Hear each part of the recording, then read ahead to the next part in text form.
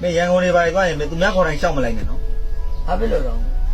哎，路边俺哋或者老员工带话了，哎，俺辣椒没留俺少，俺那买这个拿来毛里多没啦路没了，哦，俺嘞没买路没，故意的手臂来玩，那我老家都到那头没啊，那泄露，那还不了了。没有让俺表表。အဖွားနဲ့အဖိုးနဲ့အကြောင်းပြောပြပါလား တော်စမ်းပါဟာနေအဖိုးကရုပ်ကဆိုးဆိုးကွန်းနေရအတကုံစားသူ့နာမကတ်ရှင်နန်းစောနေတာပဲအမြဲတမ်းသူကနေအဖိုးနဲ့ဆိုငါဝေးဝေးပဲနေတယ် ဒါနဲ့အဖွားကခလေးပဲနေရောက်တယ် 73ယောက် မောင်ကြီးဗျာဗျာ ကျမကိုချစ်လို့ရှိရင်လေ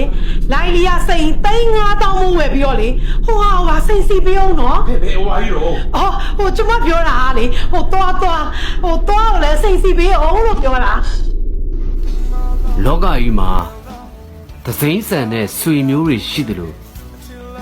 ဆွေမျိုးထက်ကောင်းတဲ့သစိမ်းတွေလည်းရှိတယ်ဗျကိုတွေ့နော်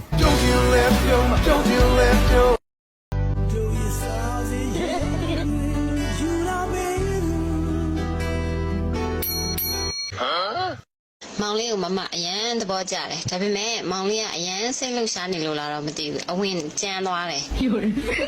အဝင်တစ်ချက်မှာနည်းနည်းချော်သွားတယ်ဒါပေမဲ့မောင်လေးတဖြည်းဖြည်းမဝင်လာတယ်ထင်တယ်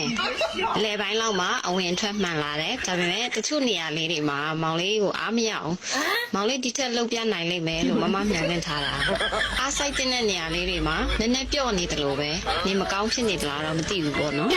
ဒါပေမဲ့အဆုံးတစ်ချက်မှာမောင်လေးអော်လိုက်တဲ့အတန်လေးကမမရင်ထဲကိုဆွဲသွားတယ်လို့ဖြစ်မိတယ်။ဖြည်းဖြည်းချင်းအဆုံးမတက်ပဲအမြင့်ဆုံးအချိန်နဲ့အဆုံးတက်လိုက်တာကိုတော့မမသဘောကျဆုံးပဲ။အကုန်လုံးခြုံလိုက်ရင်တော့အရန်ကောင်းတယ်။